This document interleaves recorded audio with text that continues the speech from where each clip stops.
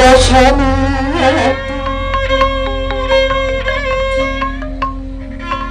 Satawana kang kekuncut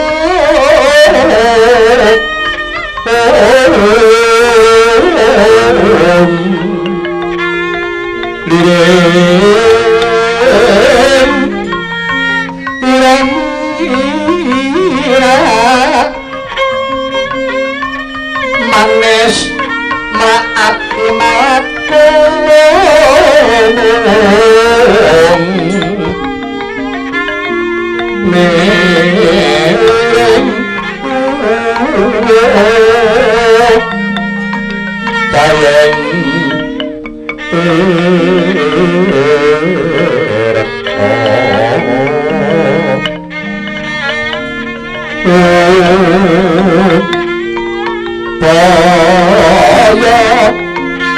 ingsun mati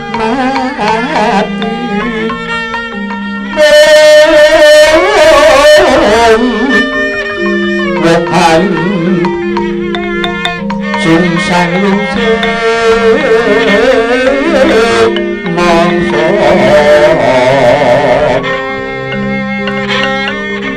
lamun kasep kantimu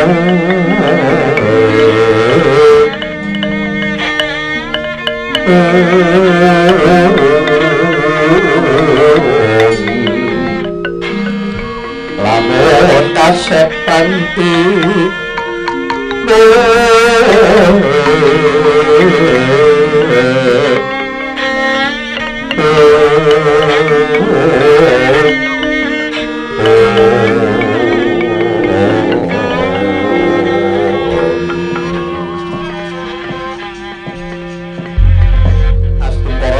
Sekaring bawana anggen kula waspadake ingkang Prabu iki kaya si Ismaya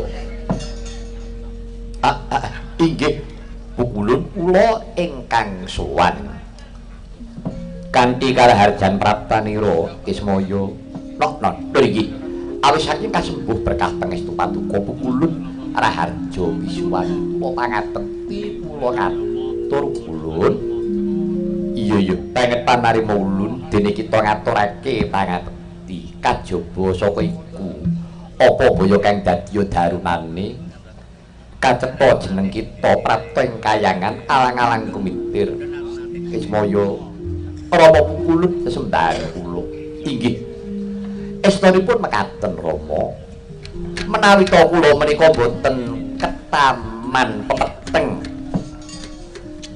kaseluting kewuh boten badhe kula ngabiyantara ing ngarsa paduka Rama pukulun ciptaning manah kula badhe nyuwun pitedah kados pundi Rama pukulun menggah kawontenaning Madyapada ingkang kados ngaten menika menapa inggih slaminipun para kawula dasih menika badhe nampi patuben ingkang awrat ibaratipun sakit menapa sampun boten wonten usadanipun Rama pukulun janiyaning talaga kanthi langit mawan upamane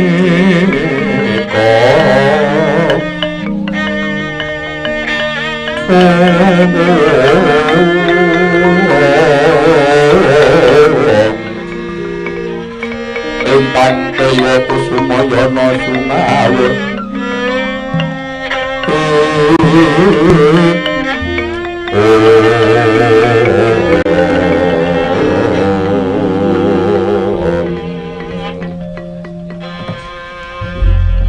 Ismaya wonten timbalan kadhulut iya Ismaya pancen dina iki pacobaning para kawula dasih ingkang sinandhang iki cetha durung temeka kala mangsane bakal antuk nugraha nanging percaya wenggir Ismaya sakabeng lalakon iku mau adire ya mung dilakoni anut wahyaning mangsa kala betasane jeneng kita aja nganti gigi mangsa ndelak laku Ismaya dina iki ora ana maneh ingkang minangka usadane wiwit saka Narendra nganti tekan kawula cilik kudu manunggalake cipta rasa budi miwah karsa nggone ngangkat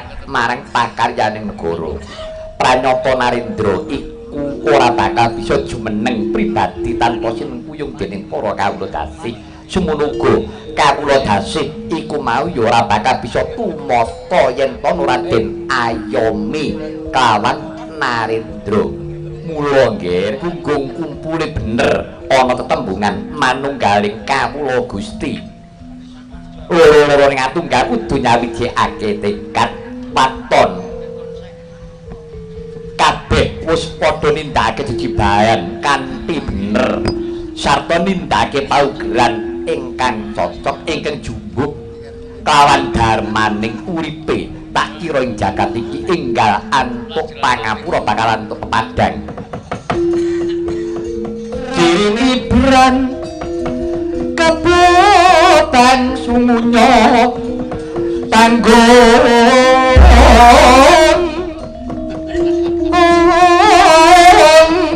saben kepi mirah ingsun katon pupur lelapan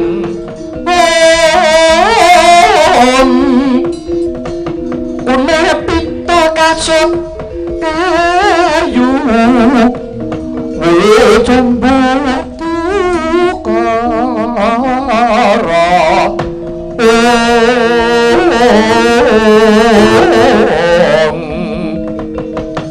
paran margane ketemu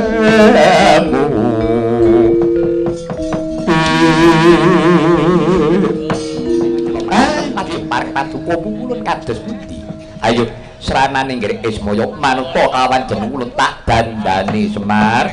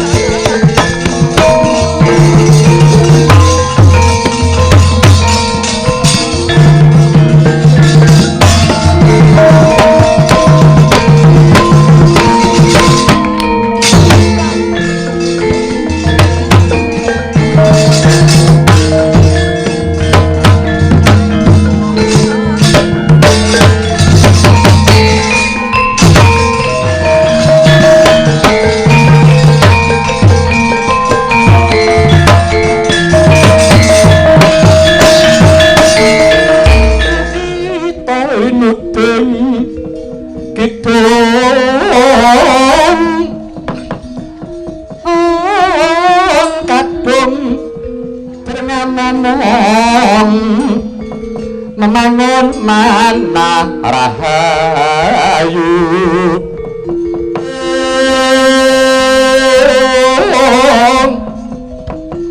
ayo makan tamakon kumu manat tukara karenan mira pangapun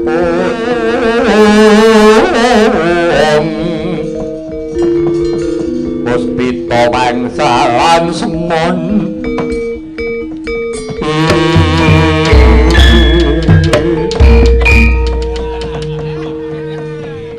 Ismaya dalan iki kadhep dina iki jeneng Siraja jeneng Ismaya tak paringi tetenger Resi Dewa Kasimpar kula pinaringan tetenger Resi Dewa Kasimpar iya enggal tumuruna marang madya padha tatanen sagung para kawula dasih kinten gedhekake pasrah sumarahe marang Gusti kang akarya jagat ngedhekake panembah lan pangibadahe kanthi sarana mengkono iku mau bakal narbuka rasa tentrem kang sejatine katentreman iku mau menungso kang wis ora kabedung dening napsune jalaran nafsu papat ing darbe cahya ireng abang kuning putih iku minangka begalaning laku mongko nggih sumurupa menungso tanpa nafsu kuwi mau tanpa duweni krekat sarta tanpa gumregah nanging yen to nganti nafsune mau nunggangi kelawan uripe temane menungso dadi murka lawan ngongso mula becike uripe kudu bisa ngendhaleni marang nafsune mekaten Rama iya mula kang mengkono nggih Dewa Kasimpar lamun kabeh wis bisa tumata tumindak kanthi bener becik percaya marang pangwasaning Gusti tumuli Jawata bakal paring pitulungan mula sira nggih marang ngerca padha mangsa Budhuwa ngendira bakal maranata sagung para dasih ya wong sira kang dadi pamong sejati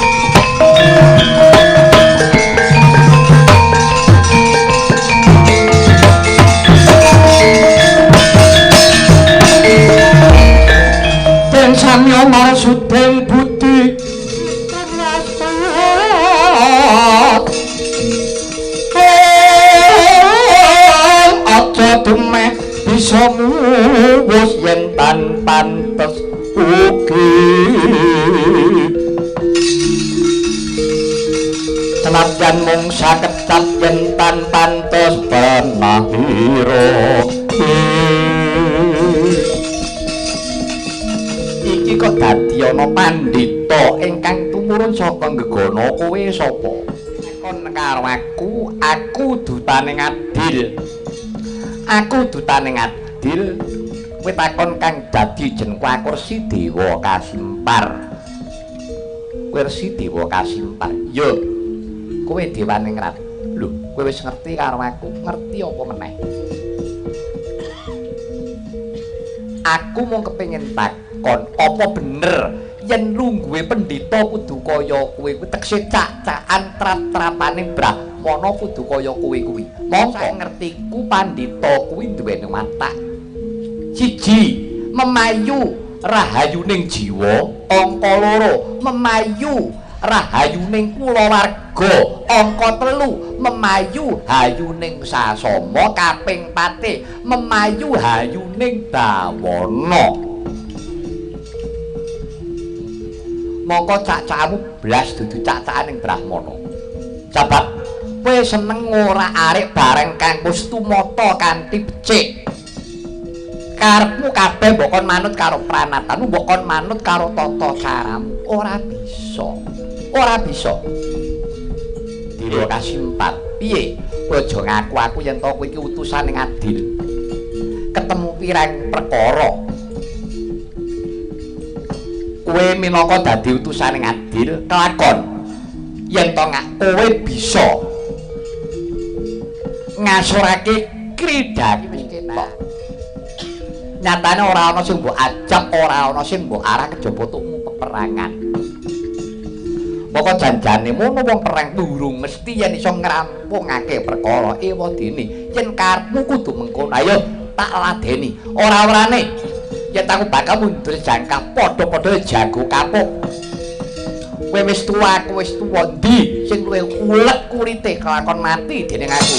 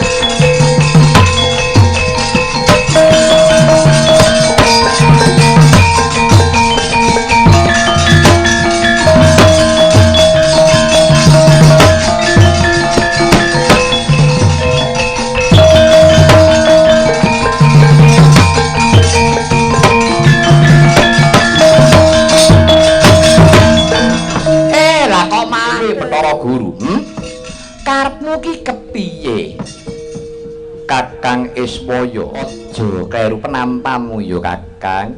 Marmane jeneng ulun ngejawantah iki yektine. Jeneng ulun uga kepengin bakal melu tumandang gawe katentremaning jagat raya ngayomi sagung para dasih. Jebul kabeh kuwi mau kudu anut gumiliring mangsa kala ya Kakang. Bathara, ibarate wong liwet kuwi aja disengkakake nek ora tanak, nek dipangan yang weteng besesek. Padha wae lelakon kuwi adile mung dilakoni pantoking lelakon piye pasrah marang panguwasaning Gusti kang ngakarya jagat. Ngelingono kabeh kuwi kudu mawa pacoban. Sapa wae kudu ngalami pacoban sing luwih abot. Abot pacobane bakal gedhe kanugrahane. Mula aja ngersula. Kudu kabeh tinampa kanthi tulus ikhlas. Mengkono dawuh pengendikane Pukulun Sang Hyang Meneng. Kakang. Iya, para guru. Iya, Kakang yen to pancen mengkono. Ulun mangayu bagya marang lekasira Kakang Ismaya ingkang minangka dadi pamong sejati. Kakang, dina iki para Pandhawa aja nganti kedlarung-dlarung. Aja nganti kena pamiluting para Kurawa kang tumindak cidra. Ya, Bathara Guru, sampat sinamadan daya dinayan.